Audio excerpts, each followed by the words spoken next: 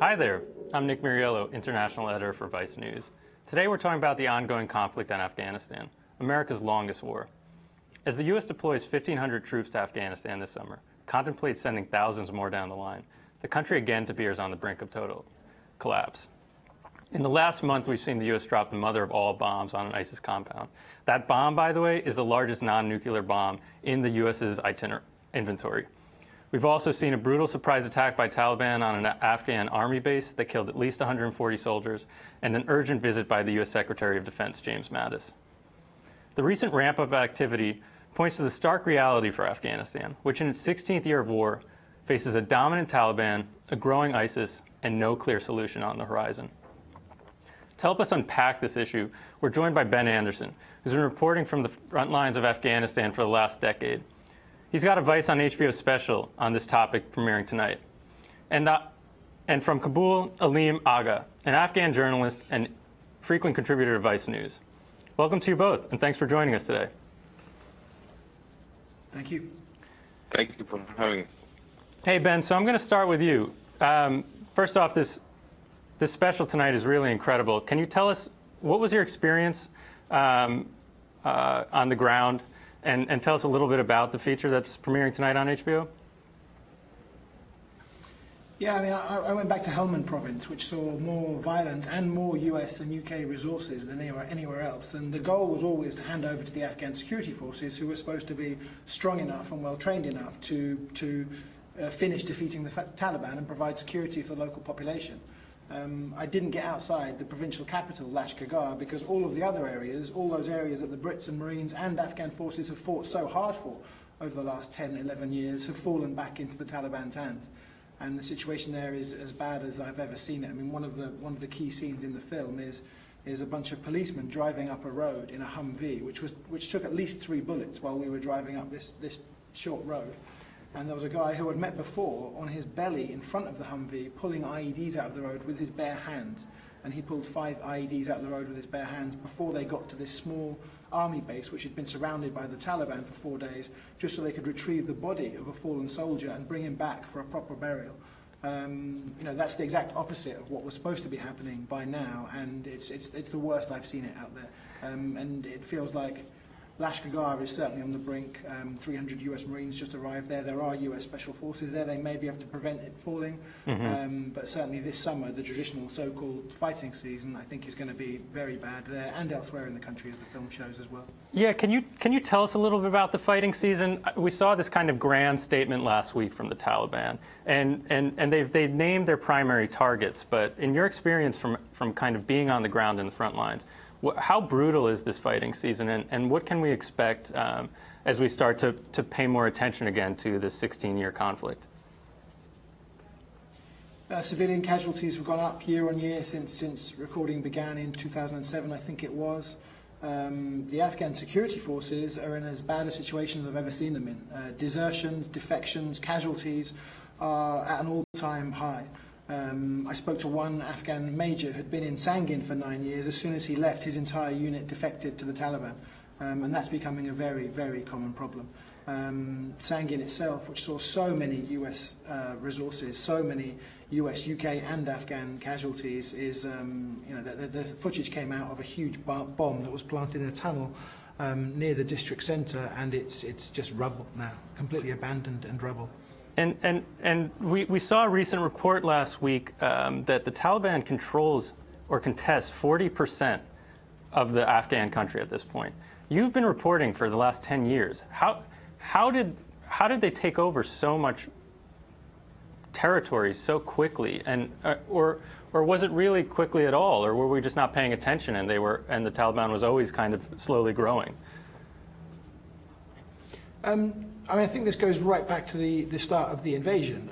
In the rush to get to Iraq, we put power in the hands of people who, many Afghans, and I'd be interested to see what Aleem has to say about this, didn't welcome as people who might be their protectors and who might, herald in a new era of democracy and an end to corruption.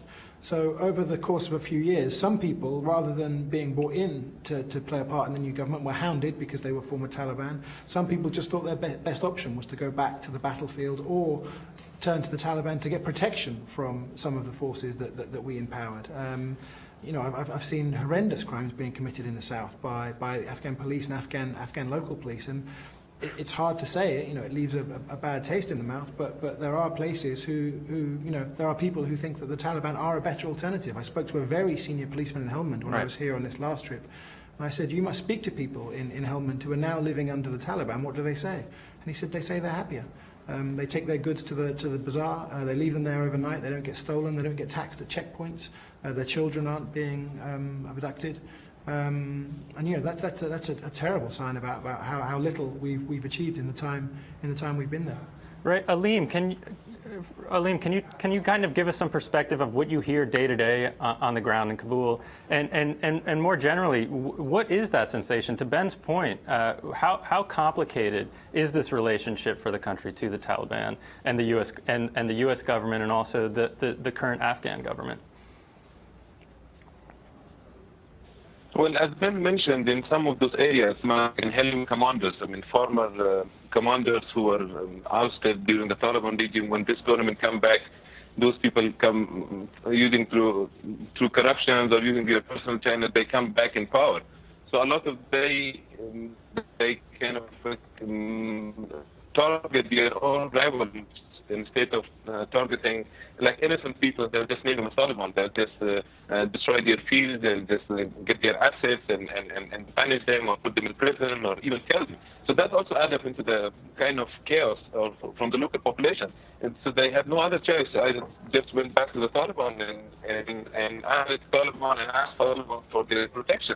And on the other hand, we see Taliban by giving a little bit taxes from whatever they grow, they give them protection. They have the court system, they have judges, they collect the electricity bill from them, and instead of that, they also provide them protection. And all this local population wanted was protection from these vulnerable or from some of those corrupt options. Now, speaking about that protection and that kind of ruthless pragmatism you're talking about, how does ISIS change this dynamic? Does the threat of ISIS make the Taliban more appealing to those that are vulnerable, or is it purely just another kind of complicated, firework that's going off at the same time that this kind of 16-year war has taken place? ISIS is something kind of new, which most... Go on. No, yeah, but ISIS is something kind of new, which kind of mostly appear in the areas with the border in Pakistan, like mostly in the eastern region, where we had former people who had some pocket of support from the Arab countries and all that. We have seen some of those former TTP, Taliban Pakistan people they appear in the border areas of Pakistan. But I think from what the way they've come and the way they've some of the atrocities they've committed in the eastern areas of Nangarhar, like especially in Nachin and Bebala and Shinwar, the six and all of that. The people, they kind of looted people's houses, they forced marriages, and all other atrocities they've committed, after the people have come against them. So in Helmand, another area, and also in Nangarhar, in many places we have seen clashes between the Taliban and the ISIS. And even it's come to the point that the Taliban have approached or sent messages to the Afghan army or Afghan government that our fight will use because we need to just first fight them, and then we can set in our own fight. So even to that extent, so Taliban, and also they are not working by the people as well. Right. So Ben, we saw a lot of coverage, the last few weeks after years of kind of the U.S. media more or less ignoring Afghanistan. We saw a ton of coverage over the mother of all bombs, the largest non-nuclear bomb in the U.S. inventory, and it was about ISIS. Do you get a sense of, having covered this, that the threat of ISIS is being overblown and being missed as part of this kind of this counter-terror operation obsession? Oh, I think it's being massively overblown. The estimates vary, but some people say as few as 400 or 500 fighters. Some people say 2,000 maximum, and they control 3 or 4 very small districts in the Far East, as Aleem said. And I think what he said about their reputation now is exactly right.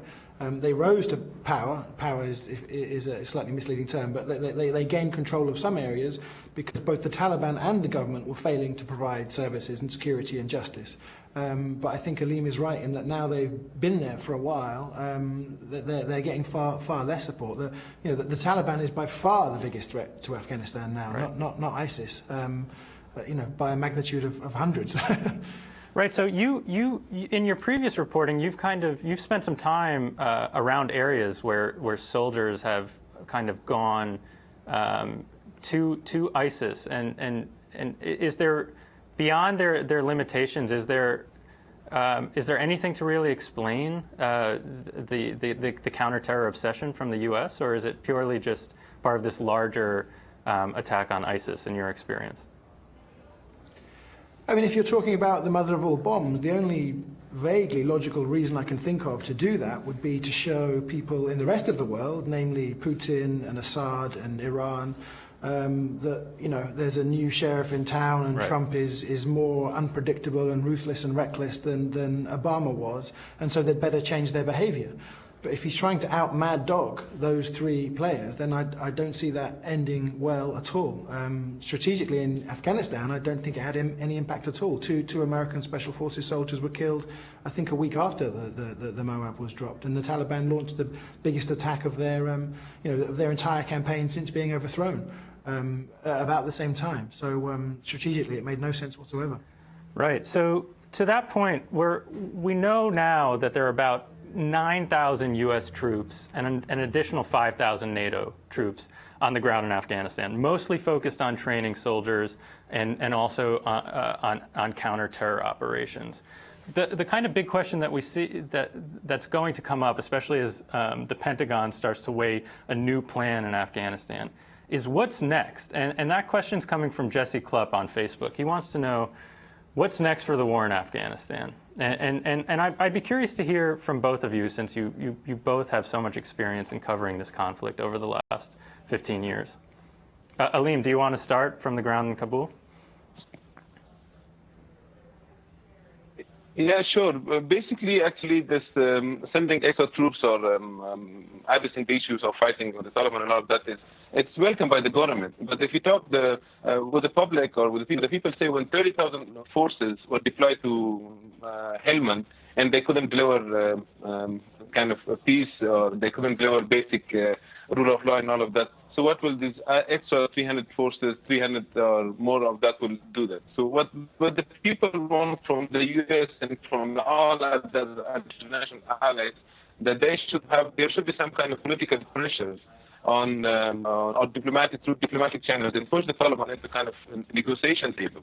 That will work out, because this will be kind of as it is a long war for the U.S. It will continue for many more years if there is no kind of political settlement with the Taliban. As a recent example of the Afghan. It should be an Afghan-led process, but there should be kind of some international monitoring into that, or pushing the diplomatic channels to bring the Taliban into negotiations. The same thing was happening recently with the Islamic leader Gulbuddin Hekmatyar, who just turned up to Kabul yesterday. I mean, the deal was worked out. And today, the same. There were two demonstrations we witnessed today in Kabul. There was one. A big gathering for Gulbuddin Hekmatyar in Ghazi Stadium, where Taliban used to execute people, and the same thousands of people gather and cheering up for their leader. And on the other hand, the same city, we saw a bunch of opposition, other people chanting against them. So that shows that there is, that makes us optimistic about the future. That, the same rival group who were until a couple of years ago were facing each other by Kalashnikov. Now they're just having some peaceful slogans against each other. So that makes us optimistic. If it's possible with Hekmatyar, it's also possible with the Taliban. There should be some kind of negotiation with them as well and bring them to this. Yeah. Now, Ben, you know. I think Aleem points to the best case scenario, a political solution, and right now the limited U.S. presence is preventing absolute catastrophe.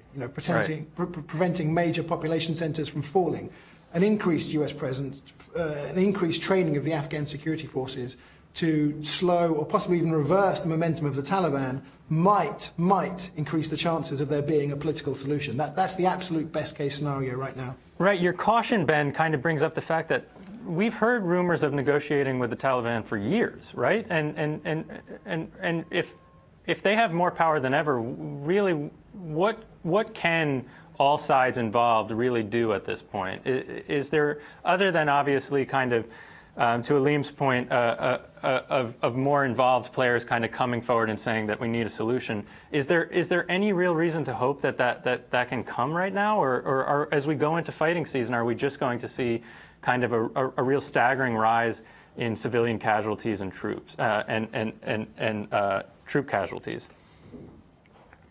I think we are going to see that staggering rise no matter what, given what happened last summer and given what's already happened this year. There have been negotiations for years that have so far been fruitless. I think possibly the most damning thing you can say about the last 15 years of war is that most of the Taliban were willing to do a deal when they were overthrown. A deal could have been done then if there was the will, and they were coming from a very weak position. So I think, I'd be interested to hear what Aleem has to say. I think a very good deal could have been done, and who knows what would have happened. Now they're in a very strong position and feel like they're in the ascendant. So it's not in their interest to do a deal right now because they're gaining ground. I mean, they've gained territory over the last year at a faster rate than they have at any point since being overthrown. So, you could argue that one of the main things we've achieved over the last 15, 16 years is to actually strengthen their hand at the negotiating table, if that even happens in the near future. Now, one of the things that, and one of the questions that's coming in from Josh Joshi on YouTube is about the strength of the Afghan forces and maintaining them on the front line. There's been a lot of issues with that, and specifically, after the really horrific attack that killed 140 troops in an army barracks. What sort of challenges does the U.S., NATO, and the Afghan government kind of face in keeping these troops both engaged and willing to fight in this war that's dragging on into its second decade? Ben, the challenges are huge. Yeah. Go on. No, Ben. I was just going to kick it to you. Please continue. The challenges are huge. Ghost soldiers are a huge problem. In one province there might be 2,000 soldiers on the book. There may only be 1,000 who actually exist, and the commander is taking their salaries. Corruption is a huge problem. Weapons are being sold. Fuel vehicles are being sold. Logistics are a huge problem. There are soldiers who aren't getting food, aren't getting weapons, aren't getting ammunition. As I said earlier, I think defections and desertions are at an unsustainably high rate. Casualties are at an unsustainably high rate. Morale is as low as I've ever seen it. The challenges are massive, and that's why sending 300 Marines to Lashkar in Helmand province is nowhere near enough to solve that problem. And Aleem, can you talk about what you hear from soldiers on the ground? Especially, can you talk to the reaction after this horrific attack and how much of an impact it played, to Ben's point, on the defections and the corruption and the concern in this fighting? I would say, as Ben said, the morale among the soldiers are losing. Why we are losing the morale among the soldiers is because of the bad or corrupt officials and the high-ranking officials and the logistics, or those soldiers who are being abandoned or being surrounded by Taliban, like 30 or 40 soldiers being surrounded in an outpost, and they call their senior officials and asking for help. They say, we are running out of ammunition, we are running out of food. Mm-hmm. But nobody kind of takes their cause serious. So, of course, what kind of message are you sending? Of course, the person, when he sees that, he's running out of ammunition and nobody's paying attention. And by the time the help arrives, they're all being killed. So they have no other option either to surrender or desert or leave the army. So, and also this kind of the recent killing in the two 9 Corps of Shaheen and Mazar Sharif, there were some people arrested from inside within the corps because the report will still to come. Right. But as I have heard from some people that there were some insider who helped them, who helped these attackers to get into them. So there are always these kind of sympathizers or some bad elements within inside who helps outsiders to get into their bases and all of that. So, I mean, and also the ghost soldiers is a big problem. Like, I mean, many of these areas, I mean, when they go and capture, or they cannot get hold of those areas because of the ghost soldiers. For example, the receiving the salary has been mentioned, very good example of that. For 2,000 soldiers, but the ground reality on the ground is maybe he will not even have 500 soldiers present, you know. So these are also other problems. I mean, the new government, the National Unity Government, have taken some new steps with the help of the Resolute Support Forces. But that will take time to go through all these barracks or all these candidates of ANA and all. That will take some time. These are all these issues or problems that they are currently facing. Right. I mean, it's just infinitely complex. And Ben, we've heard from James Madison, H.R. McMaster, the two highest-ranking generals in the Trump administration, that the current Afghan government is one of the best partners that the U.S. has had in its 15-year or 16-year war, rather.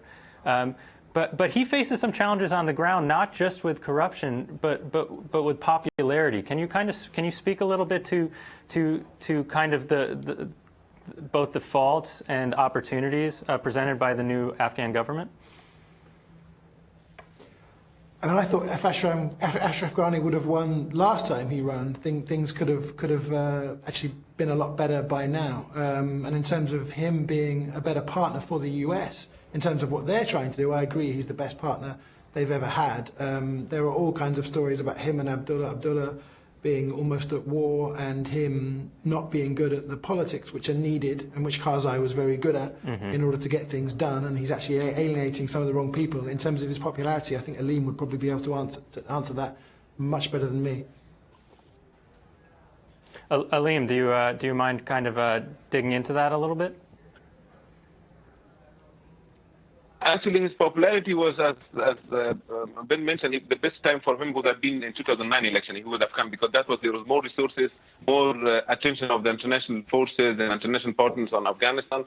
But by 2014, when he won the election, those attention have gone away again, sadly. But I mean, still people had a lot of hope. But then we had this coalition government, you know, like, I mean, in Afghanistan with all these conflicts and all these problems that Afghanistan is facing, and then you have like a national unity government, which kind of always make appointments as based on who 50% of your share and 50% of the chief executive share. So that kind of impacts a lot of these appointments and all of that. And whether if he wants to do or appoint a good person or a person who's capable of the job, but he has to get the consent of his other partner. So those political pressures on him is also adding into that. But still, there was, I mean, some of the recent stuff that he did for the peace deal and some other projects like the hydropower projects and all of the things have started. That's made people optimistic about that. That he is good. He's taking the country into the right track and all of that. And his the new relationship, a new page of relationship started with the U.S. back, because during Karzai, it really went the last because of the peace and bilateral security agreement with America and other partners. It really went into very down stage. But after he took over, things have gotten better. The relationship might come back in a new page and all of that. So there was some stuff he did good, but still, I mean, he has a lot of political power beside him, so he has to keep the balance. Now, you know, that can make an obstacle for him to take the things forward. You know, we hear a lot about the partner being good for the U.S., but does Afghanistan and do the Afghan people think that the U.S. is a good partner to them? And in general, where is the U.S., the sentiment towards the U.S. at this point? I mean, it's 16 years in this war. Where would you put it? Where would you place it? Aleem could probably speak much better to what it's like in Ben, go on, please. Sorry, yeah, Aleem can probably speak much better about what people in places like Kabul are saying. In the rural areas, and certainly in the south, you know, they don't believe that the US, being as rich and as powerful as it is, can have got to this point through mistakes. They believe this has to be part of the plan. When I was in Nangarhar recently, someone actually said, we heard rumors that the US supported ISIS, and then we heard Donald Trump say it, a huge event on live television to millions of people, so it must be true. You know, when you say that what's happened is evidence of their failure in Afghanistan or incompetence, they don't believe you because they don't think the US can be that incompetent. Right. So certainly in the rural areas, there are all kinds of conspiracy theories floating around about how and why this is exactly what the US wanted, which I think shows you how bad it's got. Right, and you're one of the few reporters that is consistently embedded with these troops and gone to really dangerous areas. What do they say? Do they even consider or care what the U.S. thinks when they're engaged, or is it so much more connected to them just trying to protect their own land? And is there any sort of goodwill in the soldiers in the ranks towards the U.S. at this point? I mean, the last time I embedded with American and Afghan forces together, there was one American Marine out of about 600 who was trying to stop the Afghan police from abducting and raping young boys, and they tried to kill him by putting cyanide in his food. At the same time, most Afghan security forces know that if the US pulled out tomorrow and pulled out their air support tomorrow and stopped conducting airstrikes, then casualties would double or treble. So, you know, on the ground level, there are huge difficulties. On the national level, in terms of the assets that the US are currently bringing to support the Afghan security forces, I think they know it's critical. And how many times have you visited Afghanistan in the last decade? 16 or 17 times now. The first time was June 2007. And this time, far and away, you feel it's worse than ever? Yes, especially when you think of you know, the $783 billion that have been spent to get to this point. I mean, apart from the odd tarmac road, there was almost no evidence that we'd been there and spent that much money. So you know, that combined with what I saw, the kind of fighting I saw, yeah, it's the worst I've seen it. And I hate to end so completely kind of depressing, and I want to give you guys both a chance, but where do we go from here? I mean, we've talked about kind of these ongoing peace negotiations. We've talked about a ramp up in military. But to your point, Ben, we had 30,000 troops at some point in certain areas, and they're now only sending 300 in. I mean, what realistically can we expect? Is this another 5 years? Are we engaged in Afghanistan for the foreseeable future? For the long-term future, yeah, if it's going to work. And we have just sent 300 Marines to Lashkar, but there are also now lots of US Special Forces there who are calling in airstrikes and going after high-value individuals. And as I say, at the minute, the policy seems to be prevent absolute catastrophe. Right. And that's all that can be hoped for right now. In a few years' time, maybe that could change. I developed a sort of quite romantic an idealistic theory when I was out there last time, because I spent time with three Afghans who I knew very well, brilliant, young, dedicated, incorruptible individuals. And I said, look, it feels like there's this new generation ready to take over. And they said, effectively, it's a nice theory, but we've had enough. And one of them has since been fired for confronting his commander for soliciting a bribe. So I think that says it all. And Aleem, can you just speak a little bit about having covered this from the ground? Do you sense that there is any hope, or is it really this cold kind of realism that Ben's speaking to right now? Well, the people are. I mean, what I'm saying, the people are fed up with war. I mean, from the 16 years of the invasion since 2001, and before that, 30 years of war, and people are fed up, and the civilians are paying the heavy cost of this war. From both sides, we are seeing that Afghans are being killed from each side. So we think, not only I think every Afghan, as an ordinary Afghan, when I go and socially meet my other friends and family and relatives and all of that, everybody thinks that war is not the solution. It's not and nobody will win this war, because this kind of guerrilla war will continue and continue. There should be some kind of political settlement if they want to end up this thing. Otherwise, this will be going for so many more years. Right. Well, that's all the time we have today.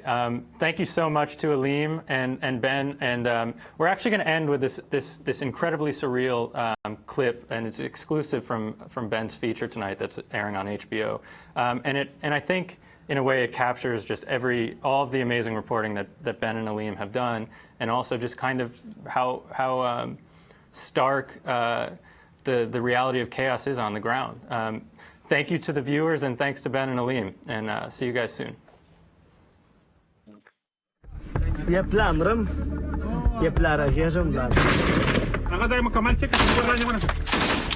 He has training in EOD? Yeah, not too much.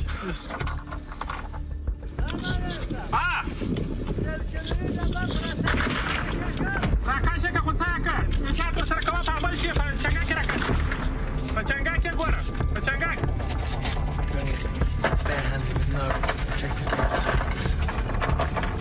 Too brave. Get out,